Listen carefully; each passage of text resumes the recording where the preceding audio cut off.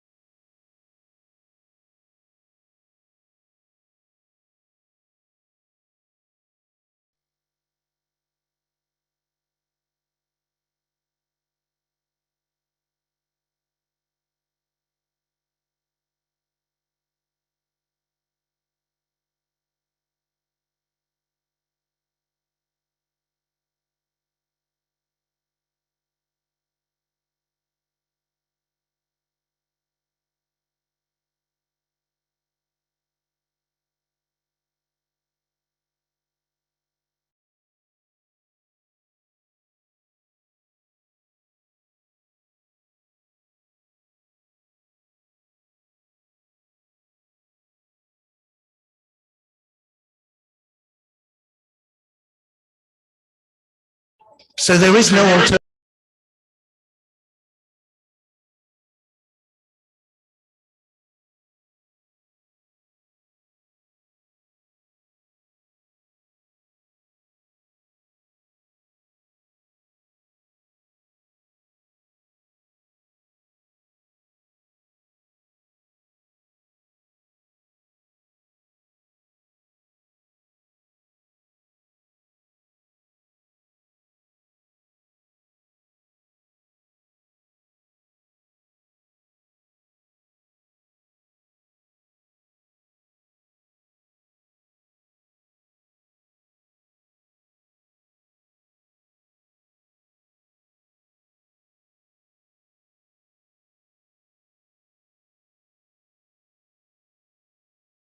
It's quite a lot of different things in action. I talk about the multi-colors of hydrogen. But really,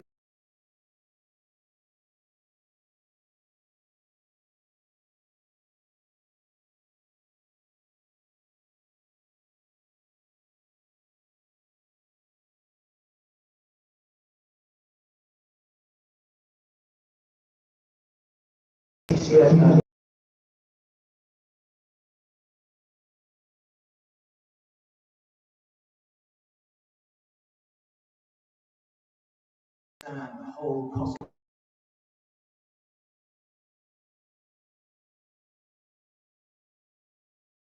20 years ago.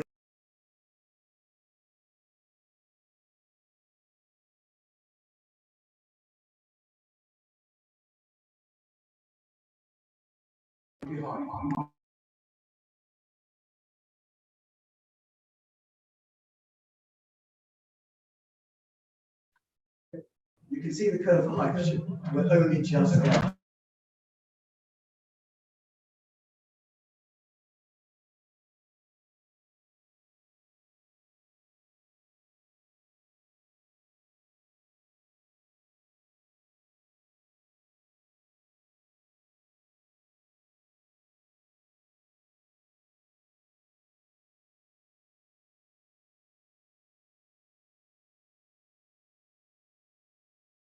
The most important thing is looking at the technologies, and that comes back to where we started. DNV is always technology optimistic. Why? Because we have the technology already, but that needs to continue innovation on fuel cells, really important, on the electrolyzers, yeah, on the storage and transportation of hydrogen. All of these elements are really important. We continue that whole scaling up and bringing the cost down. The second is one topic that I think is really hard for us to address, is that the entire incentivization and taxation of the energy system is completely missing. Yeah, what is subsidized in one country is taxed in another country. So how do you build a global green hydrogen when it's very difficult to do that from country to country? So it's really important. Something as simple as getting an effective carbon price, and at DNV we believe that's around $80. Yeah, a little bit higher than you're hearing perhaps this week, because that's what makes renewables absolutely the cheapest price of electricity. It gives you the true cost of fossil fuels, and it makes hydrogen investable.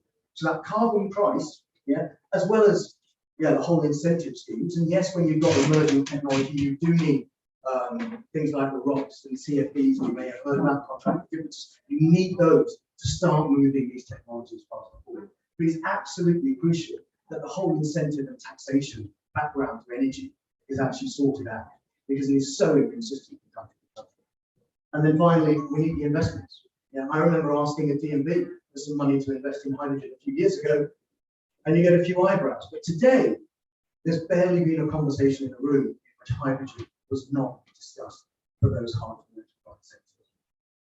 Okay, no, that's it. So it's possible.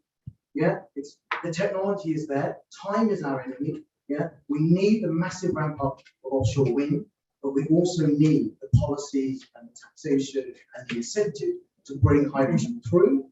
But it is the only way to address those hard to electrify sectors of shipping, aviation, heavy industry, heavy transport. And without it, we will not be 1.5 degrees. But just in case you're wondering, on that last slide, there was a house. And there's a row of houses. That's what I asked the money for, because we built a row of houses to study how we could move hydrogen in a repurposed gas transmission network to get that demand side moved. Okay, thank you. Thank you very much, Gary.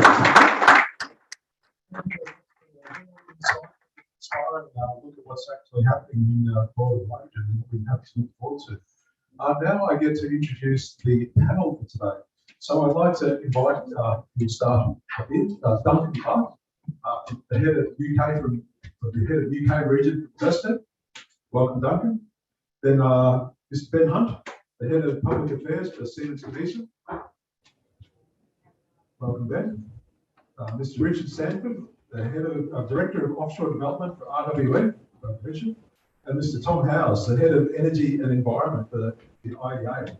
Welcome. And moderating our session today is Louisa Demoro, Head of Energy Transition in Bloomberg New Energy Finance. And I'll give you the microphone once I've disinfected it. Richard.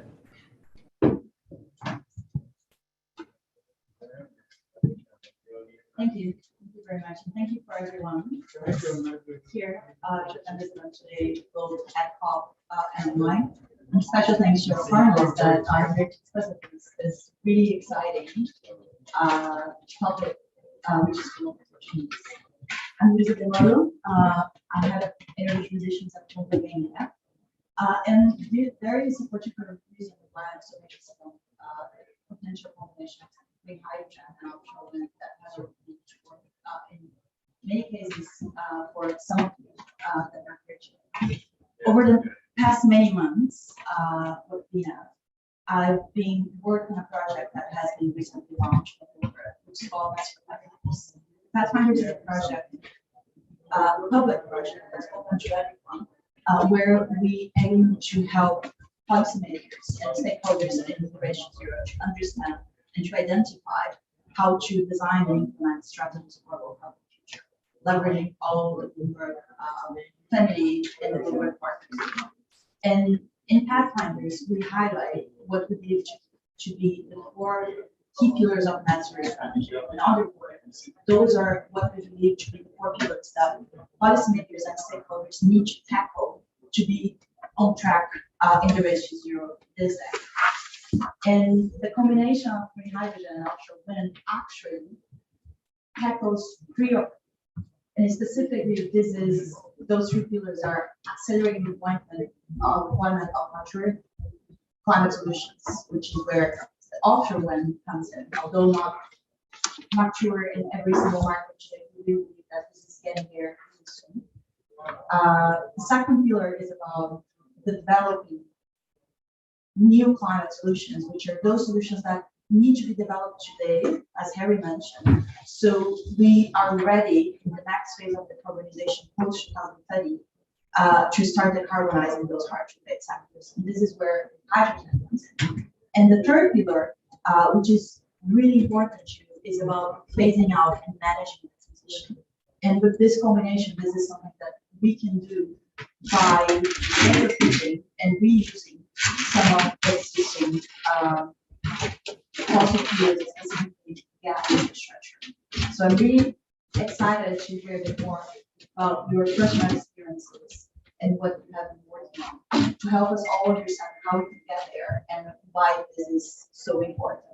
So to get started with this conversation, I would like to ask Ben and Tom to just give us an idea closer to the ground about why this is important and why this has the potential to help us get there.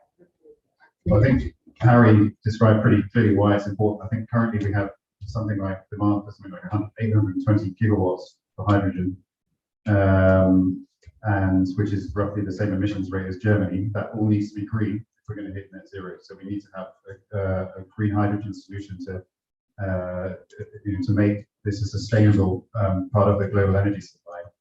And so from our perspective, obviously you look at it in two ways, right? Our engineers look at it as a challenge, and they love a challenge, right? We're going to turn offshore wind into green hydrogen, and they say, yeah, we can do it. We can definitely do it. Not going to be easy, but we can do it.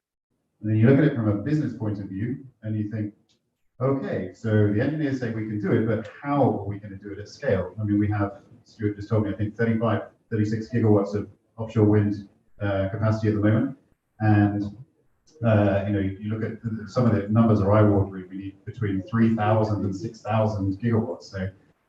So, the business people, the people who are planning strategy, finance, say, okay, well, we're opening a factory in Virginia and a factory in France, and we're extending our factory in Hull to meet existing demand for offshore wind, just to allow governments to hit the targets that they've reached at the moment. So what are we going to need to do to put all of these extra turbines in the sea? Is there even this discussion earlier? Is there enough space in the sea? Is there enough wind in the ocean for these things? So we look at it from two perspectives. One is there's a technology challenge which we're addressing in our factory in Branda with a test 3 megawatt turbine and an electrolyzer, and a project with Siemens Energy to produce a offshore to hydrogen integrated turbine with a 14 megawatt model. And then the business challenge of how on earth are we going to have enough turbines to do this? How are we going to make them? Thank you. Tom, would you like to add something? Sure, thanks. Yes, I mean, from the IA side, we also start off with the overall narrative pathways. So thanks, Harry, for using IA data in your analysis there. And that gives you, as you say, the eye-watering numbers of what the trajectories look like overall. But then you've got to break it down. That's what you guys do. But we as well try to do deep dives into where the technology is going to be used and where it's going to be deployed. And also to start the engagement with the regulators, with the governments, to make sure that everything along the development chain is ready for that scaling up. Because it's not just down to you guys, you've got a pretty demanding regulatory framework in which to work. And that also needs modernization and adapt. So whether that's for scaling up and speeding up the planning process that's involved, supporting the innovation in the technology that needs to happen. That's the kind of advice that we're providing. Thank you. And there are other challenges that are really important to consider when talking about hydrogen and combination of hydrogen and offshore wind. One specifically is the challenge of transporting and storing it, which is really important when we're talking about business models. How do you tackle those things? Thank you. Yes, if I may, I might just answer a question you seem to approach, and I think the answer is there is enough space for wood turbine. We need a strategic approach to planning our marine spaces. It's not going to be easy, but just moving on to the hydrogen thing, if we solve those problems and we get that plentiful, high volume, low cost offshore wind power at a cost that's going to make this green hydrogen interesting, we've probably got a couple of different concepts that we can make it through. And one would be to actually make the hydrogen close to where the offshore wind power is being made, make it offshore and use a pipe infrastructure to get it to where demand is. And the other concept would be to locate the electrolyzers that split the water into hydrogen and oxygen, locate those maybe onshore, maybe around some of the main demand centers. There's probably those two concepts. They're not that different because both will require some storage and some transmission and distribution infrastructure. I think on the projects that we're doing in Orsted, we are looking at those hard to electrify applications, refineries, fertilizer production, and actually many of the places that we're finding are the right places to get started with putting real hydrogen, green hydrogen electrolysis plants on the ground are in those lead applications. So, thank you. And using the pipeline is very important because when we think about transitioning away from the to reach net zero eventually, we are not just talking about technology, we're talking about something that may impact people and jobs, right? And companies that have this infrastructure that was supposed to be on for a long time. So this is really difficult. Anybody wants to comment on this challenge before we move forward? Yeah, yes, before I build on Duncan's comments there. So at RWE, we're on a huge energy transition, decarbonising our business. We've committed to net zero by 2040. So we're already a large renewable player. We're the second largest offshore wind operator in the world, but we have huge ambitions to do a lot more. Carbon's going to play a really key role. So Duncan touched on, yes, there is enough sea space, there is enough wind, without question. Earlier on, Harry, you mentioned grid is an issue. So grid is one of the challenges to deploy huge, large volumes of offshore wind. Hydrogen is actually a potential solution to that. Duncan mentioned you don't necessarily need an electrical transmission system. You can have a hydrogen system. We're in a project with Siemens where we're actually developing turbines offshore, electrolyzers offshore, and then we're going to pipe the hydrogen to land. With the projects there, we're planning to scale right up to potentially 10 gigawatts. So that's 10 gigawatts of green hydrogen being transmitted through pipe to shore. We have other projects where we have we're looking at electrolyzers on shore. So floating offshore wind, powering the green electricity to the electrolyzers. And then from there, we have a project actually in this country in Pembroke, where we have a gas-fired power station. So we're going to have floating offshore wind, providing electricity to an electrolyzer onshore, and then we're repowering the power station with that green hydrogen. So there's lots of solutions here. Time is of the essence for sure. And there's another challenge that Harry has touched on, which is it's not just about producing hydrogen. You need to sell it to somebody, right? And those companies and people that will buy this hydrogen, they also need to have that for that. So this has to go side by side. How do we make this happen? How do we make others adapt to something that is coming in the future that's not already here at scale? I guess we've got to have the right market drivers to make that happen. So Doug mentioned the first place to go is where there's a no regret decision, where there's an industry which is heavily reliant on a fuel, like hydrogen, so chemical works, the steel works, concrete production, and so on. But policy needs to be in place so the drivers are there. So these industries economically realise they need to make that switch. They need to change fuel. You mentioned, carbon pricing. We need to get that right.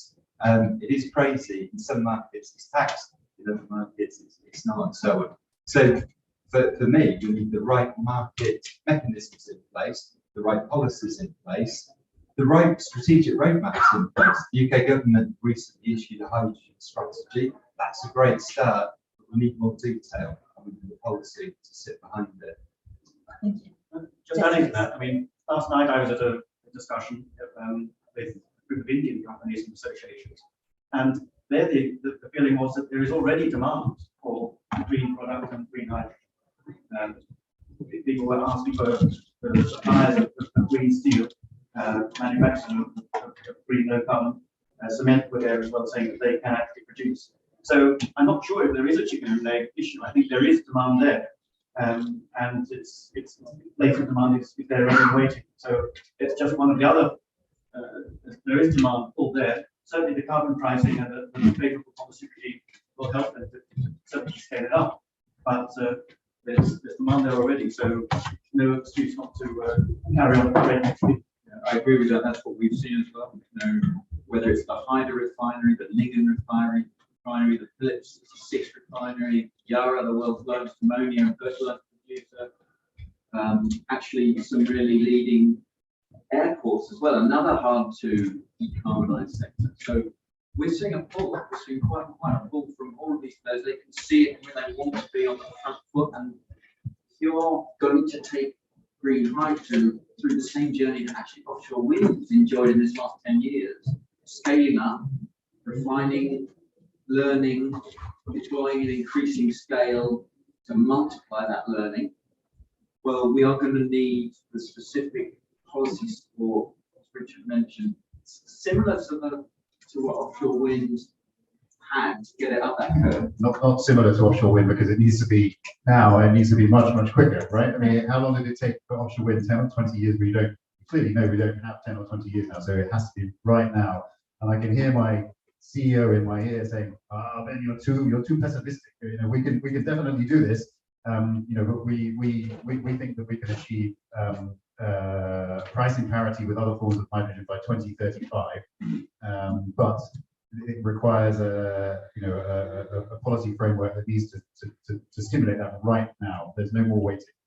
And on that, what are the key policies and regulations right now to stimulate that? Well, it starts off with the pledges that we've been hearing this week, and Betty Birrell announced this morning that the pledges themselves are already moving. Our analysis had said that pledges take us to a 2.5 degree world. Pledges of this week take us down to a 1.8 degree world, as he said this morning. So the first stage is that then, as all of you know, you need the regulatory framework that goes with that, the financial support, the administrative regimes which take away the ridiculously long planning frameworks, and there's also an engagement with the financial world. They're beginning to move, but certainly we can't also follow offshore wind in terms of simply relying on solid government feed-in tariffs or contracts for difference. The financial world itself is realizing that this is a lower risk than it was before. In fact, it's becoming a safe bet compared to alternatives. So the financial world is also hopefully making it easier for the money to flow from the project to be financed. Thank you. And I'd like to hear from one of you that are actually developing projects on the ground. What is the key policy bottleneck at the moment that you could change to get things moving quickly? Two examples I could call on. One of them is a project called Green Fuels for Denmark around Copenhagen. Another one would be our biggest project here in the UK. And starting with Green Fuels for Denmark is a project where the vision is 1.3 gigawatts of green hydrogen by the end of this decade. It starts with a smaller deployment now. We're putting 2 megawatts right now. That will be followed up by a 10. That will then scale to somewhere between 100 and 250, also producing an e-fuel from that hydrogen, kerosene or e-methanol, and then scaling that up. So that vision for taking the steps, getting something on the ground, getting started, and then scaling up proportionally. The other key point is addressing where you started, which is that project brings together production, storage and distribution, and demand. All parties are involved. So it's everyone from electrolyzer manufacturers to build own operators through to the demand. It includes SAS, the airline, it includes the city of Copenhagen. So actually what you're doing is going on a journey together, a journey of learning and scale up investment, because it always involves investment, not just in the electrolyzers and production, but in the users as well. So Greenfield Denmark, I think that's a strong concept. It's one we are seeking to replicate here in Scotland with Edinburgh Airport. But stepping to Gigastack, Gigastack is a project which will substitute a portion of the current hydrogen used at a refinery. So this is a substituting fossil with green. That's a great lead customer. The concept is to locate electrolyzers immediately adjacent to the refinery and to draw the electricity needed from 22 offshore wind farms. So it makes that link. It's a substitution. We haven't mentioned water yet, but we also have to remember that as well as the electrolyzers, as well as the clean, plentiful green electricity, you need quite a lot of water. So again, being located around an industrial area which has got some decent sources of water, quite important.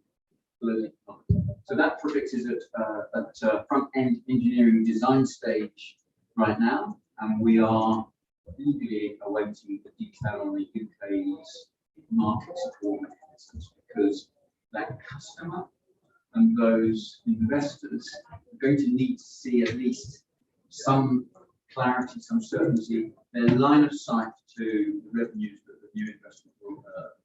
I think once we can do that, we can get over that investment early. And so we eagerly await the government is in the detail of working out how to support this market, what to learn from things like contract difference mechanism used here in the UK for renewables, and maybe to use a version of that. Anybody with projects? Yeah, it's sort of very similar, really. For me, it's about industry coming together. Our Aquaventus project in Germany, which is just up there, Helgoland, as we know, German North Sea there. We've got 14 industries that come together, so all sorts of different experts, developers like ourselves, oil and gas companies, pipeline companies, industrial players, all sorts of people, and like coming together to collectively create something really special there. Very like example that Copenhagen, starting off fairly small, but gradually moving up from 10 megawatts, 100 megawatts, and so on. We're going to go right up to 10 gigawatts there. But to speed it up, there are going to be all sorts of barriers. There'll be technical barriers. We've got great engineers. They'll solve technical challenges, I'm absolutely sure. Planning is going to be quite a large issue. We've got to speed up our planning. That's relevant for, I think, any renewables, whether it's onshore wind, offshore wind, solar, and hydrogen storage, pipelines, and everything. We need to do something to just speed up this planning process. If you're right to say, haven't got the time. But these industries coming together, the governments to come together, we've heard some great pledges this week, and then there's the right policy in place to make it happen. Can I add one more thing? I totally agree with that planning camp, but we're also in an energy system that is set up with regulations and codes for the system of parts. So everything from the transmission, electricity transmission system and connection arrangements through to market trading. So we need a bit of a sense of urgency and a bit of a pathfinding approach to say, we're going to make these work, we need them to work urgently. So we're not going to spend years designing a perfect, enduring system. We need to get them going with a pathfinder approach. Thank you. And I'm getting a very optimistic feeling from your experiences, but of course we are in markets where we're a bit more advanced in energy transitions, policy, regulation. There are challenges, but this is the good side of progress. And I guess you would have a more global view. I mean, from an offshore wind and hydrogen perspective, the global view is the North Sea at the moment. I mean, that's where all the action is taking place. And as I said, we're just embarking on projects in Taiwan, in Japan, in the United States, but they're a long way behind the UK, Denmark, Sweden, the Netherlands, and the Northern European nations. So in the first instance, you're going to see it here, of the east coast of Scotland. And if you look at just take the UK for example, when the wind is blowing, you have 50% of your electricity capacity is already being produced by wind. That suggests that without, with the ambitious targets that the UK government has got, there will be additional capacity at some point, and therefore the opportunity to do some different things with the turbines that you can put in the sea. So it's going to be here from an offshore perspective in the short term. I think with onshore, maybe there are some other opportunities. We heard from governments such as Chile, which have very ambitious hydrogen programs where there will be opportunities to do things down there. But from an offshore perspective, for now, it's right here. Where can we support the industry? What do you think are going to be the next markets? Absolutely. I mean, you mentioned Chile, but Japan as well is gearing up to be a hydrogen economy. So other parts of Asia, other parts of Latin America, in Africa as well. So it really is a global story. And we've heard about the horrible challenges in pretty advanced, renewables friendly northwestern Europe. The challenges out beyond there are even greater. So that's something that we've also got to gear up more and start engaging with your subsidiaries and other associations around the world.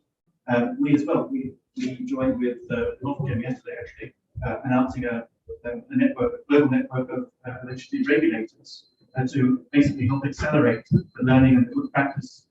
You may not consider it such, but there is good practice in Europe which needs rolling out around the world. Thank you. And I'd like to hear a bit about the money. I guess from those smiley faces talking about how great things are going, I imagine this is not a big problem at the moment. But who is financing? Ben? Please go ahead. I really want to talk about challenges. The challenge is very clear. I mean, I don't speak for other companies, but Vestas announced its results yesterday. We will announce our results tomorrow, and you can see from the way our business is going at the moment, there's not a lot of spare cash around for capital investment in the future. And at the moment, the value chain is stretched extremely thin. And we are going to develop the turbines of the future that can do this in electrolyzers that will, with them. The economics of our industry is going to be to change. Otherwise, if you're the board of directors of a turbine manufacturer, like, I'm not looking at hydrogen investment at the moment because we need to get back into the black now with the work we're doing now. So that is a significant challenge for sure. On the more positive side, you've heard that the financial pledges that have been made over the last few days. There's more than enough. There is more than enough money washing around. It's just going to be getting it into the right places where it can have impact. I think it's a really, really good point. We're investing ever since a lot to change our business. So I think in the last 18 months on offshore alone, we've pledged to spend €5 billion on capacity, committed to that. So it's really expensive. We are invested in hydrogen. It is demonstrator scale at the moment. It's desktop studies. And actually, just for the moment, sharing the risk is really helpful. So teaming up with other industrial players, we're all playing our part. I think you said then, if we can get governments to pledge some money to put it into the right projects, to kickstart them, to really help them happen, we've got to reduce the cost of these electrolyzers and so on. 50% of the cost of these projects is an electrolyzer. And those costs have got to come down. Just like we saw in offshore wind, with scale and demand and everything else that happen, it's got to happen quickly. So, yeah, some of the government funds directed in the right area, but for the moment, it's the industry clubbing together and making it happen. Can I come back on that just for a bit of clarity, because there's different stories coming out. On one hand, there is money sloshing around there. There's capital markets are interested. They're all going green. They're developing their sustainable finance frameworks and rules, and they want to invest in these things. Then there is also the pool of government subsidies to contracts difference in similar regimes or even demonstration funding. Well, why is there a gap still between your design for the projects, the capital that's apparently there, but there's a bottleneck, which means it's not yet happening. What's missing? I think the difference is where on the maturity curve and the volume curve, like offshore today, particularly somewhere like the UK, is incredibly great value for government and society. It's high volume, cheap, clean power. But that wasn't the case 5, 6, 7 years ago. And it needs a period of government support. And it needs a subsidy, it needs getting off the ground.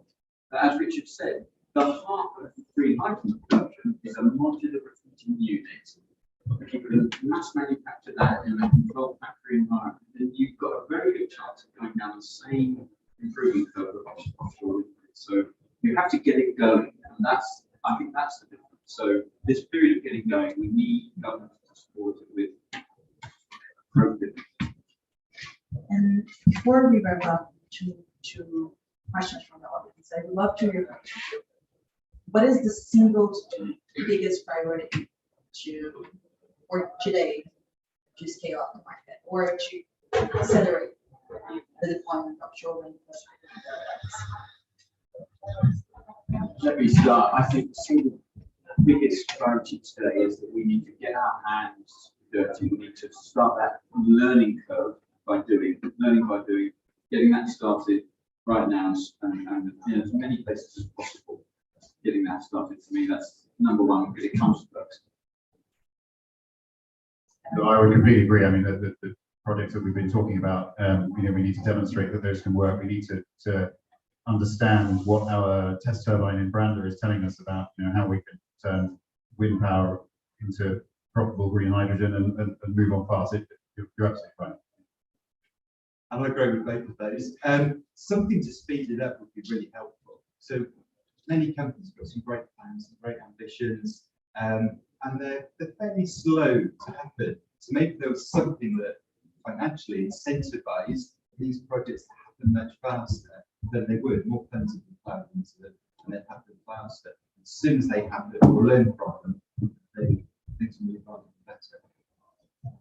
Yeah, from the IA's perspective, it's a matter of engaging with governments and making sure they spell out rapidly with great clarity on exactly what their expectations are, what they're going to do to support it, and to engage with you guys to make sure they're providing what we need. Thank you very much. Do we have questions from the audience?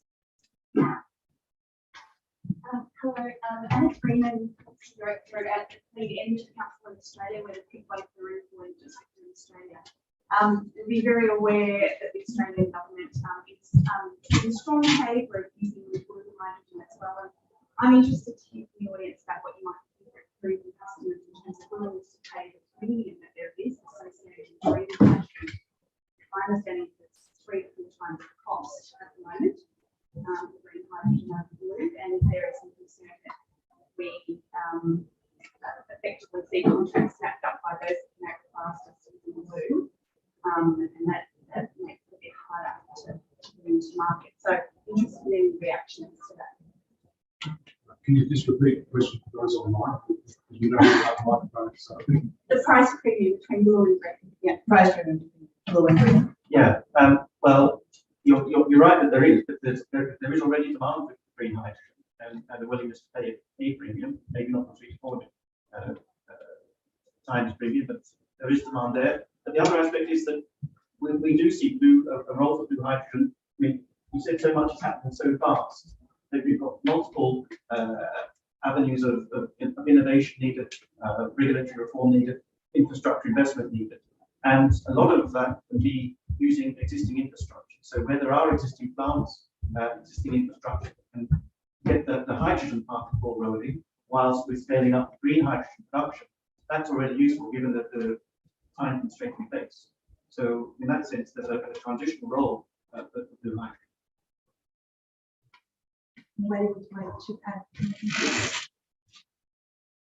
There's also a difference in the starting scale. I think most of the blue hydrogen projects need a big infrastructure project to get started. So one of the advantages we see with green is that you can test your price points and de-risk and learn as you go. And I think the real question is, yes, the UK government's taken a dual strategy. It wants to see blue hydrogen enabling decarbonisation faster, sooner, and higher volume. And you can see that's a valid strategy if you, to the extent you want to use some of your precious carbon storage capacity on this transition phase. So, I think green is the story in the end. But there's a period here where you can do some good with blue. I firmly believe, as Ben said, that by 2055 we won't be in that cost argument because it will be quite clear that green is more effective. But to come back on that, yeah, we're not talking green hydrogen, we're talking blue hydrogen, so we are talking CCS. And we're right, there's major investments and risk factors there as well in terms of rolling out the CCS at the speed that we need. And the whole dimension of risk and the idea of investing into new assets for this blue hydrogen stream and all that investment into CCUS, that's a risk that the financial world is still digesting, and the possibility of standard assets in building up a blue economy, if the green economy is going to come on stream and bring down its costs as rapidly as it hopes, that's a risk that has to be factored into the narrative. Thank you very much. I think we have time for one more question. Thank you for your explanation. I'm Volkan Amasek from Turkey, working for Refinery Plaza. How do you foresee the green hydrogen percentage regarding the net zero pathway of the especially intense sectors? But what do you foresee the percentage of green hydrogen in the way of net zero pathway? Thank you. So we're asking how big the hydrogen market should be or will be in green hydrogen. Green hydrogen market in the net zero economy. I think we probably saw some of that in the opening presentation, which you may have missed. I think we're looking there at sort of an 80-20 split, weren't we? If I was paying attention, between the by 2050. Yeah. That comes back to the other question. Why are we now transition? Blue hydrogen is more significant than green hydrogen. What's the cost of it comes in? Yeah, exactly that. So by 2050, we're expecting probably an 80-20 split between green hydrogen and the pillars. but that is at 2050, so you're able to get through that transition. But the demand potentially is huge. And one more? According to Ireland, both sides, it is about 15% of the hydrogen will be shared in the overall mix. My question is this: now it's clear that hydrogen ministers, less together, the ministers, they are very involved, and also European Union is really supporting €1 trillion most for both innovations and everything. So it may be a good idea. The actors will. I've met in the Energy Association. So maybe we should start to talk with people who are demanding hydrogen, make some consortiums, and that may be a good idea because sharing the responsibilities and taking the risks to support all this global transition. Maybe with trade-offs, I would suggest that to you. Before I die, I want to see that. Thank you. And I think we have talked about collaboration here, and about the great cases that we're seeing across Europe. Duncan mentioned one in Norway, Denmark. Germany, Denmark, Belgium, UK, and the list goes on. I think we've assembled so far, it's about 3 gigawatts of projects, a set of different consortia, typically bringing together some demand, either existing demand with grey hydrogen that substituted or new demand that's really pulling for green hydrogen, sometimes a mixture of both. I think actually some of these investment decisions, it's going to be a good idea to have to line up multiple demand streams. I think we can wrap up to that as I think the challenge with hydrogen is different to what we have seen in the traditional power sector so far and the energy sector so far, is that it's not a game that anybody's going to play along with.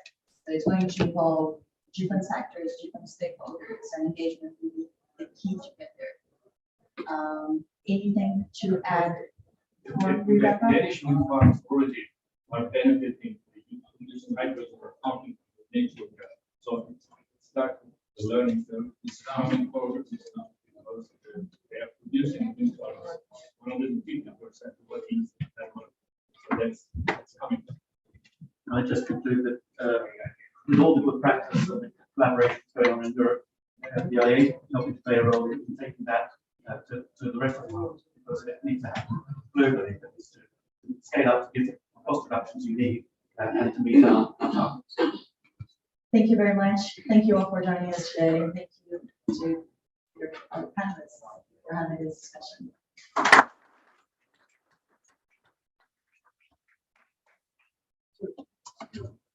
So if I could just provide some final remarks on behalf of the Global Wind Thinking Council. So I think that what we heard today clearly represents some really fantastic developments from in this renewable hydrogen space. And I think that I heard a lot of idea about collaboration. I heard a lot about urgency. And I also heard that there was a lot of possibility and a lot of demand. There is existing demand for this. So I think that out of all of those challenges, and again, the technology seems to be there in its infancy, and we're starting to see these demo projects roll out. But it's clear that we don't have the same time frame to wait that we have seen, for example, in the offtake of offshore wind, the offtake of floating wind. Those runways have to be a lot shorter as we move into the green hydrogen space and renewable hydrogen space. So on behalf of the Global Wind Energy Council, thank you very much for coming, and enjoy the rest of COP26.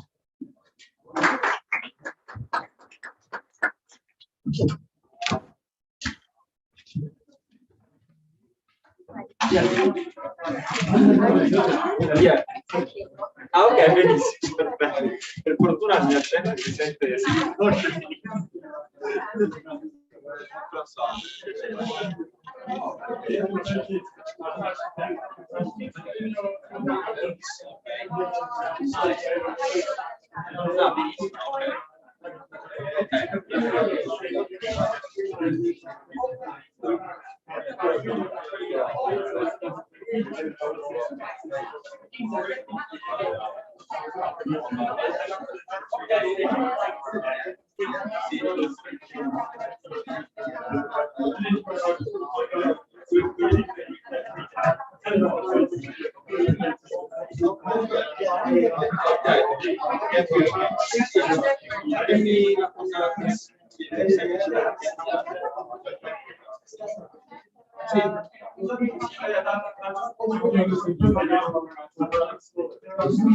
Perché sono cioè, alcuni costano di ghiacciai, però è molto intelligente, quindi mi piace guardarla per capire.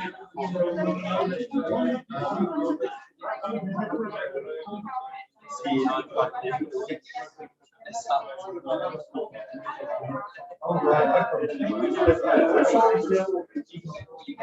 Sì, sì.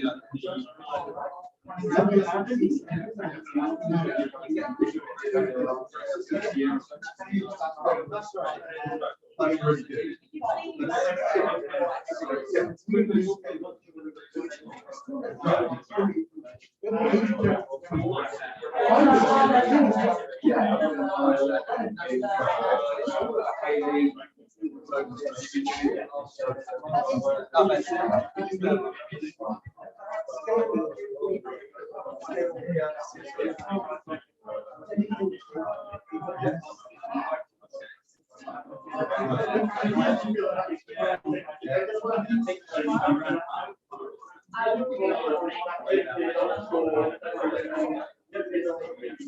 No, vabbè,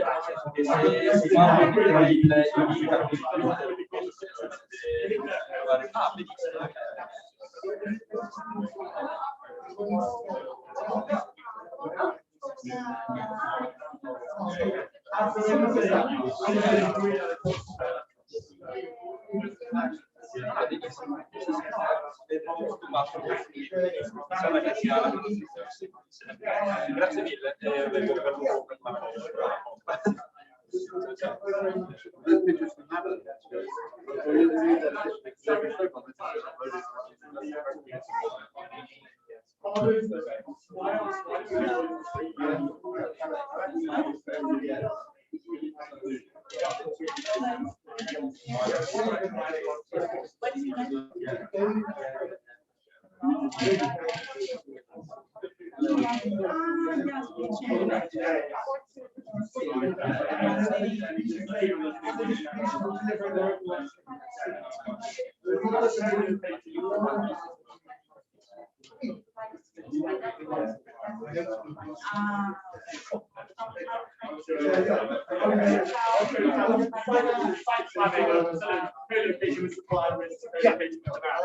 That's really interesting. You get the whole thing box.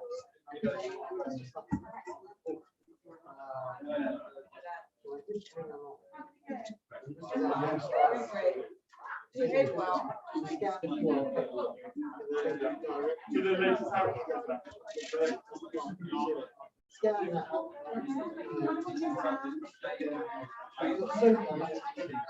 that's really interesting. So that, yeah, really, so that I don't think about so much from a geographical lens. Yeah,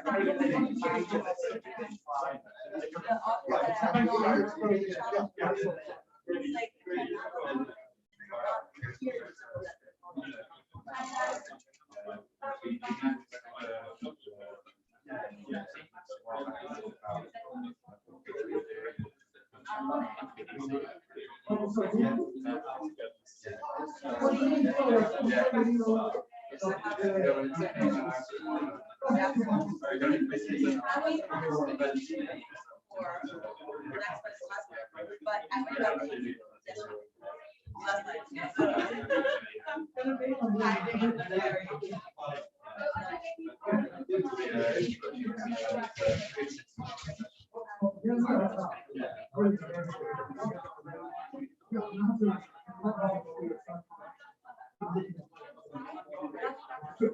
Yeah, I'm gonna change something.